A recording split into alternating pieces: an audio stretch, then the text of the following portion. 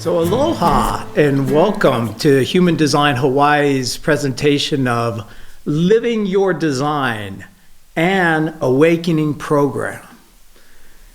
Guys, for about almost the last 20 years, I've been teaching people to live their design basically full time. It has been my full-time job.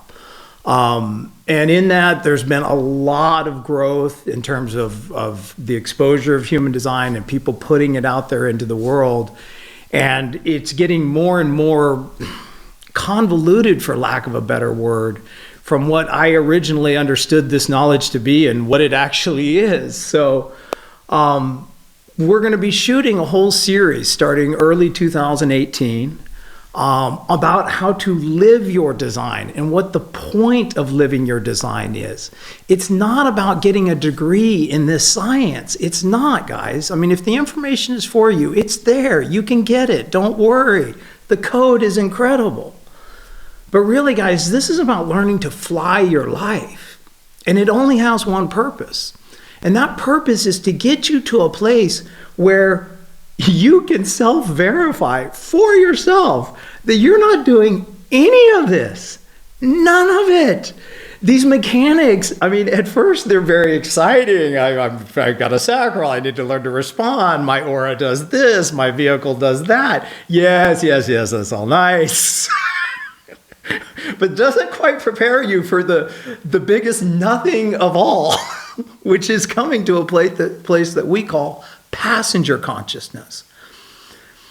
There was a period of time where I was a little afraid I was losing touch with even what most people would call, well, in human design, we call the not self mind. In many spiritual traditions, you'll hear it called the egoic mind.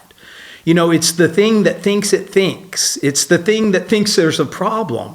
Do you understand that you thinking that there is a problem, that's the problem? Again, human design gives you the mechanics to self-verify all of this.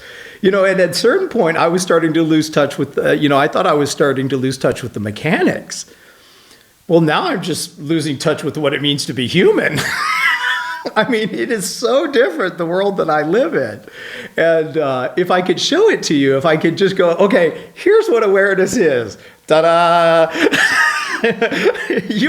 Most of you'd be screaming, running out of the room. I mean, truly, guys, it's the biggest nothing of all. And you start to get that you really are you've got a body, and this is part of what I really need to impart to you. You have a body flying through space in a direction that your mind has absolutely no access to. None. It's not even looking the right direction. So this is where, human design gives us these mechanics, and again, they're very fun at first and they're exciting. And, it's not unlike learning to drive a car. Okay. Yeah, you have to pay some attention. All of you have probably been through this process. You had to learn to drive a car. It was a physical thing. Maybe somebody helped you, brother, sister, whatever. After a year or two, look, if you're sliding going around the corner, you know it. You don't need to look at the manual, So really, the invitation here is to come and learn what passenger consciousness truly is from me. What the gift and curse of self-reflected consciousness is. Self-reflected consciousness is the ability to think that you think. I'm here to show you that, no, you're not thinking. It's all just happening to you. And piece by piece, you could self-verify this. And yes, we have all these wonderful mechanics. And yes, they help ground you in your body. But the real point of these mechanics that I think has gotten lost in the muck somewhere is it's really just to distract your mind until you can relax enough to let your body have its life. I mean, when I say that I'm losing touch with what it means to be human, I mean, I seriously look at the human species and it freaking out and worry. And I've forgotten how to worry. I've forgotten how to try. I don't want or need anything. I mean, there's a There's a material reality to all this, and yes, please keep the donations coming. I mean, it does cost money to do all this, but I don't think I'm doing any of it. I've lost touch with that. And just like you learning to drive a car or fly your own spaceship, I mean, that's really what I'm here to get you to. And I spend way more time pulling people out of whatever they think about their human design.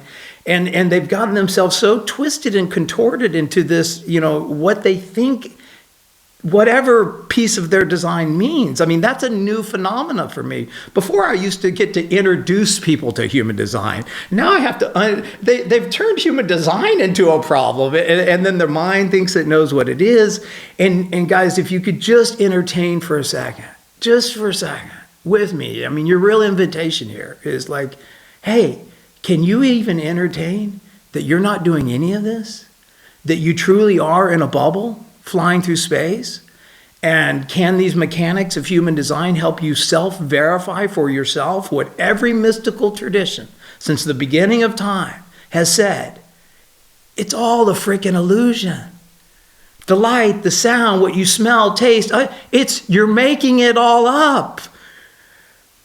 I'm in a place where, I've lost touch with the ability to do that. I mean, this is just like some weird acid trip video game that I'm in where people are, the life is projecting, this illusion onto my bubble. And, I do show up. It's not like your life is over. It's just life as you know it may be over. And, everything you think, especially those things you hold really dear, are probably going to, if not be challenged, destroyed in this process. Guys, there is no addition here. And everybody wants more. They want to add. There's only subtraction down to the perfected frequency of you. And just like driving your car and knowing that you've slid off or, gone onto the bumps or sliding around a corner, I mean, even the things that we, jump up and down about with you at first, strategy and authority, locking to the body, understanding aura mechanics, really starting to understand the mechanical realities of your life. I mean, later they just become a tool that's in the closet. I don't need to look at a book to see what's going on with John's life. I'm worried about what John's going to do next. Do you guys understand that? I'm living in this like Robotron type vehicle.